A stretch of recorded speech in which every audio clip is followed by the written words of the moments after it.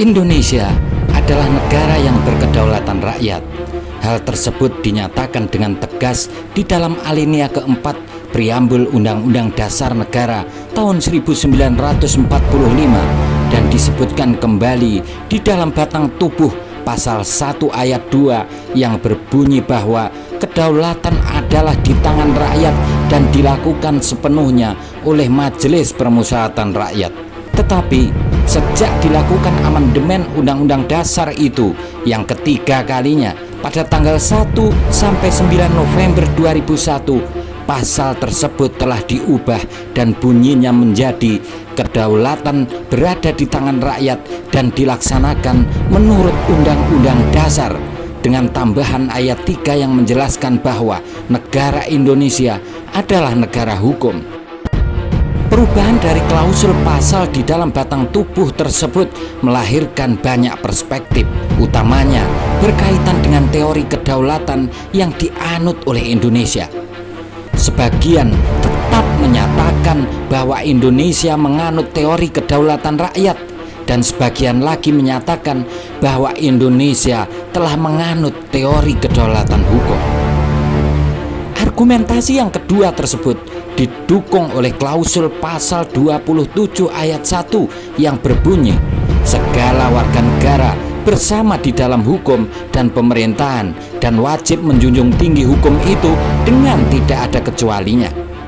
Maka kemudian lahirlah pandangan yang ketiga yang menyatakan bahwa Indonesia menganut kedaulatan rakyat dan juga kedaulatan hukum, penggabungan di antara keduanya.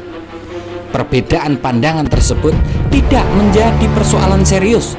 Hal itu wajar adanya sebagai bagian dari penafsiran undang-undang yang didasarkan pada berbagai teori kedaulatan yang pernah ada di dunia. Persoalan baru muncul manakala penafsiran tersebut kemudian digunakan untuk membangun norma-norma di dalam kehidupan berbangsa dan bernegara. Terlebih lagi bila hal itu bertentangan dengan nilai-nilai historis dan tujuan bangsa Indonesia. Kedaulatan rakyat adalah kekuasaan tertinggi yang tidak bergantung pada apapun. Montesquieu serta John Locke menerjemahkan kedaulatan rakyat ke dalam berbagai permodelan, termasuk model pembagian kekuasaan, serta adanya pernyataan bahwa kedaulatan rakyat harus menjelma ke dalam perundang-undangan. Terlepas dari permodelan itu, perlu dipahami bahwa teori-teori tersebut lahir sebagai kritik terhadap situasi dan kondisi yang terjadi pada saat itu, atau lahir dari situasi yang terjadi di dalam ruang di mana teori itu dilahirkan. Sebagaimana kita tahu, beberapa tokoh itu hidup pada kisaran abad 16 sampai dengan abad 17 bersamaan dengan berkembangnya kedaulatan raja yang diusung oleh Prancis pada masa pemerintahan Raja Louis ke-14. Selain itu, keberadaan teori itu juga merupakan kritik terhadap kedaulatan Tuhan. Memperhatikan kondisi itu, maka konsep kedaulatan rakyat yang terdapat di dalam Undang-Undang Dasar Negara tahun 1945 sejatinya memiliki makna dan permodelan yang berbeda dengan teori kedaulatan rakyat pada umumnya. Perbedaan itu dipengaruhi oleh sejarah dan alur yang tergambar di dalam model pelaksanaan kedaulatan itu sendiri.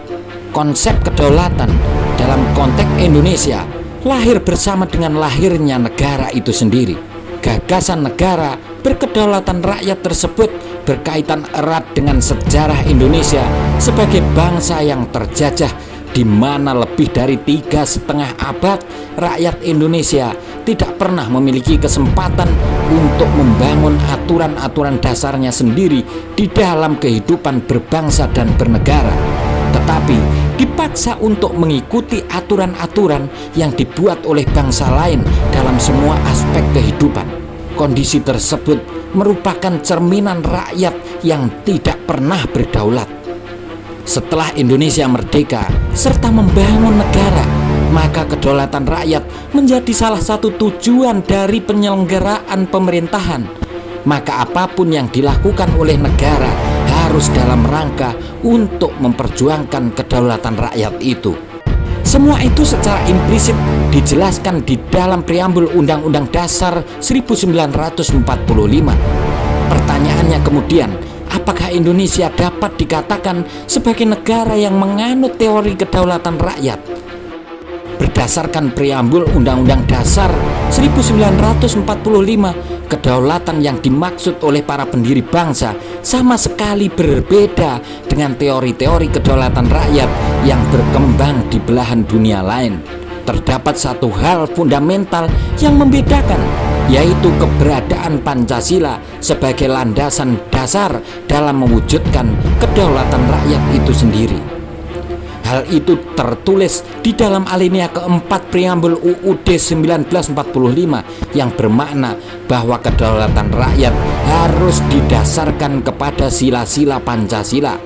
Oleh karena Pancasila menetapkan ketuhanan pada sila yang paling utama dan menjiwai sila-sila selanjutnya sampai pada sila keadilan sosial bagi seluruh rakyat Indonesia, maka dapatlah dikatakan bahwa kedaulatan Indonesia adalah kedaulatan Tuhan. Meskipun demikian, kedaulatan Tuhan itu juga berbeda dengan kedaulatan Tuhan yang berkembang di dalam teori, berbeda dengan kedaulatan Tuhan yang dianut oleh negara Vatikan, Arab Saudi, maupun yang dianut oleh Jepang. Sila keadilan sosial bagi seluruh rakyat Indonesia sejatinya merupakan ukuran dari pencapaian kedaulatan rakyat itu sendiri.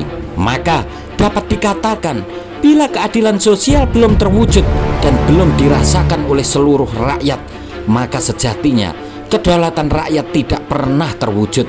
Kedaulatan rakyat yang dijelaskan di dalam pasal 2 ayat 1 Undang-Undang Dasar 1945 tersebut juga mengandung banyak makna. Imbuhan di pada kalimat di tangan menjelaskan bahwa kedaulatan itu bersifat given, bukan hasil perjuangan ataupun pengambil alihan. Maka untuk menjalankan kedaulatan tersebut diperlukan sebuah majelis yang berasal dari rakyat sendiri. Majelis itu kemudian bernama Majelis Permusyawaratan Rakyat.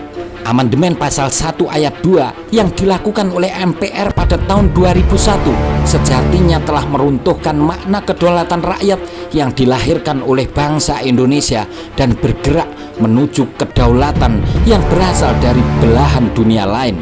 Kalimat kedaulatan berada di tangan rakyat dan dilaksanakan menurut Undang-Undang Dasar telah menyuramkan masa depan kedaulatan rakyat, karena di dalam Undang-Undang Dasar 1945 hasil amandemen itu tidak kita temukan satupun bab atau satupun pasal yang mengatur pelaksanaan dari kedaulatan rakyat itu. Hal tersebut menandai masa berakhirnya perjuangan dan cita-cita negara ini untuk mewujudkan kedaulatan rakyat.